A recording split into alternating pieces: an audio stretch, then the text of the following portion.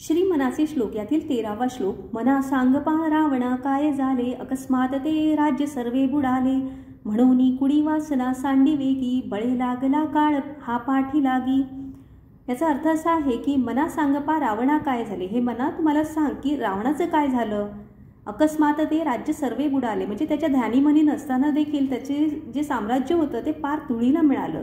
म्हणून कुडी वासना सांडी वेगी. कुडी म्हणजे कष्ट देणारी दुष्ट, वासना म्हणजे भावना, इच्छा, द्रव्य, लोभ, सांडी वेगी म्हणजे पटकन ताबडतोब ते सोडून दे.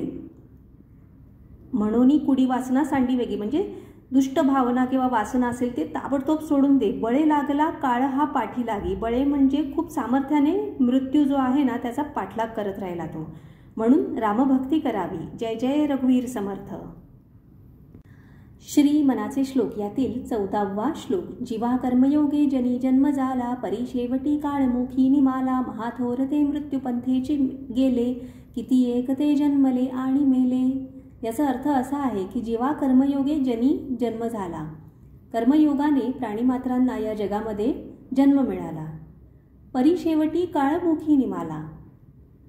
ज्याने जन्म घेतला त्याला मृत्यू हा निश्चितच आहे, कारण ते एक रहाटगाडं आहे. जीवन आहे तसंच मृत्यूसुद्धा आहे. महाथोरते मृत्यूपंथेची गेले. कित्येक राजे महाराजे योगी महायोगी ते सुद्धा जन्माला येऊन ते मृत्यूच्या मार्गाने गेले, मृत झाले.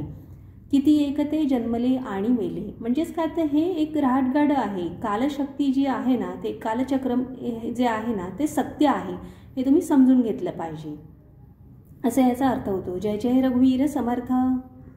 श्री मनाचे श्लोक यातील 15वा श्लोक. मना पाहता सत्य हे मृत्युभूमी, जिता बोलती सर्वही जीव मीमी. चिरंजीव हे सर्वही मानिताती, अकस्मात सांडून या सर्व जाती. याचा अर्थ असा आहे की मना पाहता सत्य हे मृत्युभूमी. आपली ज्या भूमीवरती वास्तव्य आहे ना ती प्रत्यक्ष मृत्युभूमी आहे. जिता बोलती सर्वही जीव मीमी.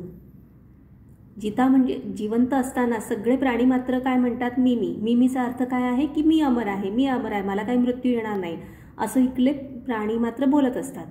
चिरंजीव हे सर्वही मानिताती. मी चिरंजीवी आहे, मी कधी मरणारच नाही असं त्यांना वाटत असतं. परंतु अकस्मातच सांडून या सर्व जाती. अकस्मात त्यांना म्हणजेच अचानक त्यांना मृत्यूपाशी जावंच लागतं आणि हेच सत्य आहे. जय जय रघुवीर समर्थ. श्री मनाचे श्लोक यातील 16वा श्लोक. मरे एक त्याचा दुजा शोक वाहे, अकस्मात तोही पुढे जात आहे. पुरे ना जनी लोभरे क्षोभ त्याते, म्हणून जनी मागुता जन्म घेते. याचा अर्थ असा आहे की एखाद्याच्या मृत्यूमुळे वाईट वाटणं हे स्वाभाविक आहे, परंतु त्याचा शोक करीत बसणं हे चूक आहे. कारण शोक करणारा सुद्धा मृत्यूपंथाला वाटसरूच आहे ना.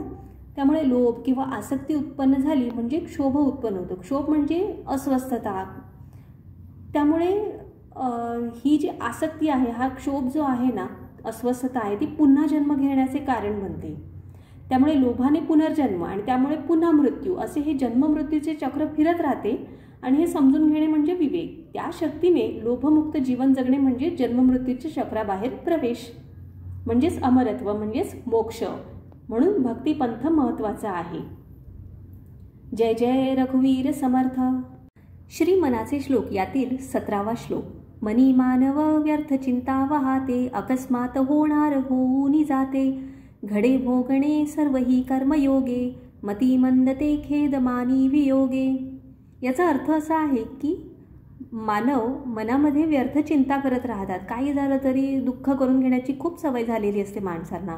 अकस्मात होणार होऊन जाते म्हणजेच काय, आपल्या ध्यानीमनी नसताना पण काही गोष्टी ज्या आहेत ना त्या घडत असतात. आणि घडे भोगणे सर्व ही कर्मयोगी. आणि जे घडतंय ते आपल्या पूर्वसंचितामुळे किंवा आपण जे कर्म केलेले आहेत ना त्याच्यामुळेच आपल्याला भोगावं लागतंय. त्यामुळे काही कधी म्हणजे मतिमंद ते खेद मानी वियोगे म्हणजे कधी ताटातूट झाली किंवा कोणास मृत्यू आला तर ते जे म्हणजे मतिमंदत्वामुळे किंवा ज्यांना काही विवेक नसतो ते लोक मग त्याचा खेद करत बसतात, म्हणजे दुःख करत बसतात. तर तसं करू नये. जय जय रघुवीर समर्थ. श्री मनाचे श्लोक यातील 18वा श्लोक. मना राघवे वीण आशा नको रे, मना मानवाची नको कीर्ती तुरे. जया वर्णिती वेदशास्त्रे पुराणे, तया वर्णिता सर्व ही श्लाघ्यवाणे. याचा अर्थ असा आहे की मना राघवे विण आशा नको रे. हे मना, तुला जर खरोखर सुखशांती हवी असेल ना तर तू रामाशिवाय कोणाचीही आशा धरू नकोस. मना मानवाची नको कीर्ती तू रे. म्हणजे मनुष्याचा वरती जो भरोसा ठेवून तू एखाद्याचा उदो करतोस ना ते करू नकोस. जया वर्णिती वेदशास्त्रे पुराणे तया वर्णिता सर्वही श्लाघ्यवाणे. श्लाघ्यवाणे म्हणजे मंगलमय. तर वेद किंवा शास्त्र पुराण ज्या रामाचे वर्णन करतात ना त्यांची तू भक्ती कर, त्यांचं अनुसंधान ठेव, त्यामुळेच तुझे सर्व मंगलमय होईल. जय जय रघुवीर समर्थ. श्री मनाचे श्लोक यातील 19वा श्लोक. मना सर्वथा सत्य सांडू नको रे. मना सर्वथा मिथ्य मांडू नको रे. मना सत्य ते सत्य वाचे वदावे. मना मिथ्य ते सर्व सोडून द्यावे. याचा अर्थ असा आहे की मना सर्वथा सत्य सांडू नको रे.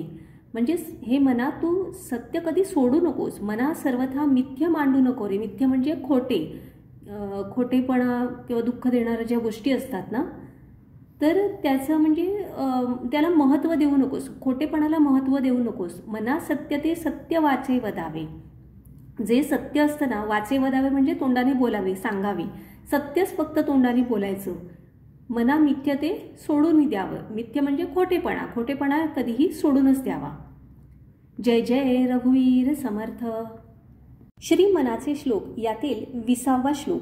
बहु हिंपुटी होई जे मायपोटी. नको रे मना यातना तेची मोठी. निरोधे पचे कोंडिले गर्भवासी. अधोमुख रे दुःख त्या बाळकासी.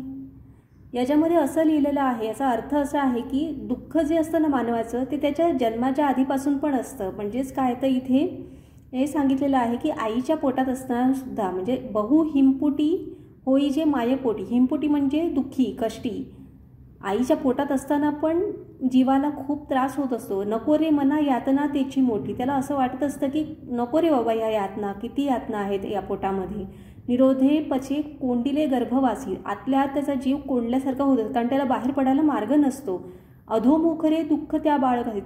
त्यातूनही अजून ते उलटं असतं, म्हणजे बालक जे असतं ना गर्भातलं ते खाली डोकं असलेलं असतं. म्हणजे किती यातना त्याला होतात. जय जय रघुवीर समर्थ.